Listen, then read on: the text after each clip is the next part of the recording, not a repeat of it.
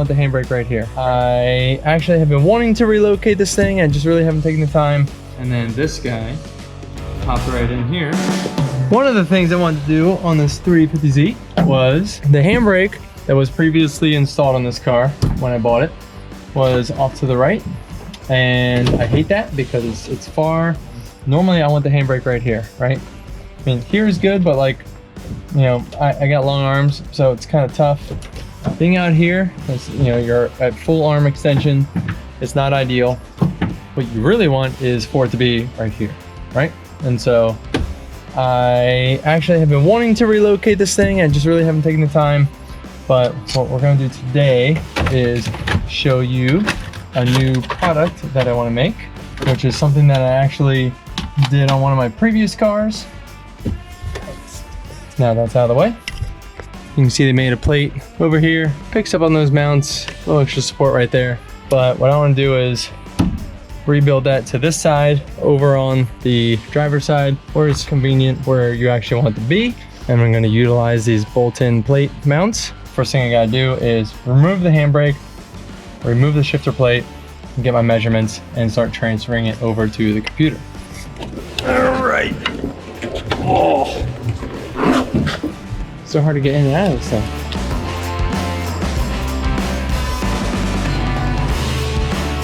Okay, coming back in, round two. Oh yeah. You know what the worst part about making all these YouTube videos is?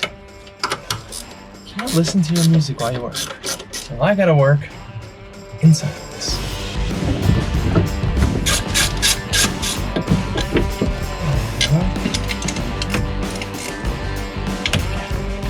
This is terribly difficult.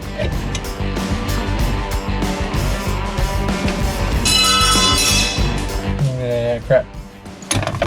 We have shifter boot coming off. Peel this guy off.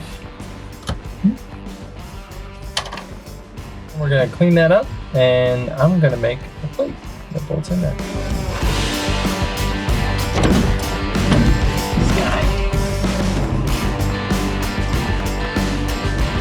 Best part about this paper, you know, really just rough it in. This one.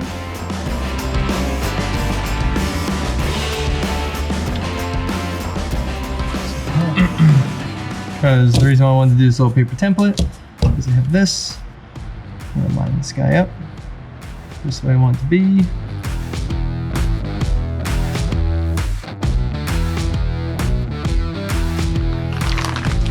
Adapter.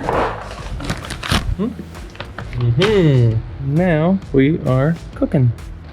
I'm sure I will get better with, like I said, making these on the car. But for now, that's what I did want to see was how. So there's 150. This is the app that I use that's apparently failing. There we go. It's called Fusion 360. It's how we draw CAD, how we draw things.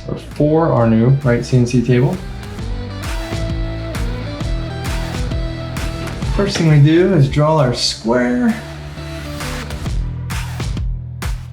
Don't judge me on how I make things. I'm still learning. Well, first I build my overall exterior. Then I build a bolt circle.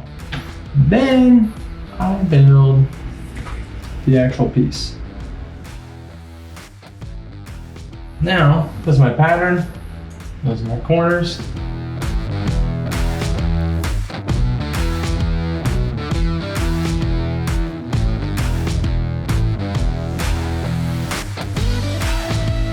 That didn't take that long. Let's go fire one out, huh?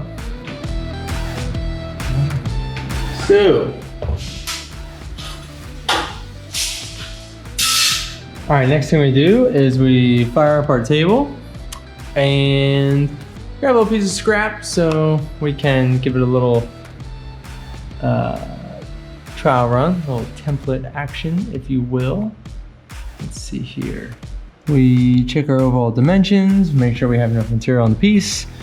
We check our Lead in, lead outs, everything looks good. Now we wake the machine up. So you always have to home it. It's always good practice to rehome it. The reason why I was probably not happy is because since we have the lathe right here, if our guys are coming through and moving the table around, you know, bumping it or moving the motors, it's not gonna know where home is. So you have to reference it every time. So it just makes sense. It's common practice. It is the smart thing to do. So let this thing finish doing its job. We'll be good to go. And right here is our little cut pattern. So looks pretty good. Set our home. Get nice up and on the corner so that we aren't wasting material. Set our position and fire.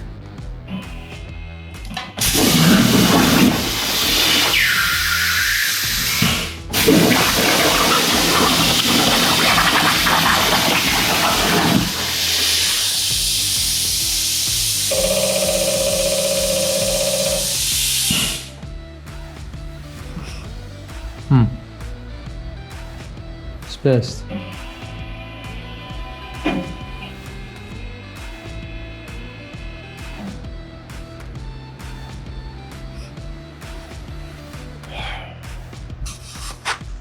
It says it's not detecting material. I don't know why. I'll figure it out. All right. Now that I've had a little bit of sleep, we're working on this thing a little late, still trying to learn how to do these things. I did a couple different versions for this setup. The first thing I did was I kind of used this as my template, and I was able to draw, you know, redraw that shape and then add the holes and everything else. And then this guy popped right in here, which was pretty cool, right? I was into that. However, it gives, you know, the boot being on the bottom doesn't give it a flat surface.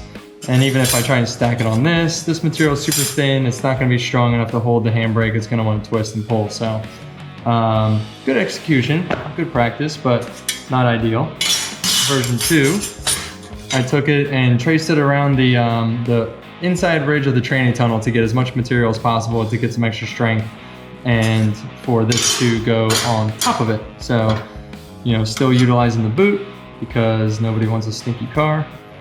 Keeping that on there, pop that on, and then, so now we have a piece that will line up and just bolt on top, utilizing, like I said, as much of the room as possible. I actually went back on version 3, which I'm about to cut, add a little material here, I added a little material here so that these edges were all just right up to it because I forgot to take into consideration, I was kind of building it off of the car and forgot to add in this piece on top. So put in an extra like 100 thousandths around this edge so that we had full contact on the shift boot pushing down. Notice that same thing, I wasn't taking into account this. I was pushing the handbrake as close to the tunnel as possible for strength. And what was happening was the actual bracket itself was coming into contact with this piece. So what I did was I laid it all back in there, remeasured these holes and changed the offset a little bit so it sits nice and parallel on there. Also opened up these radiuses a little bit to add some more strength there. And so now we're gonna cut out version 2. So got my plate in there, already went through and homed it all in, set my references. So we're gonna give this one a blast and see how we do.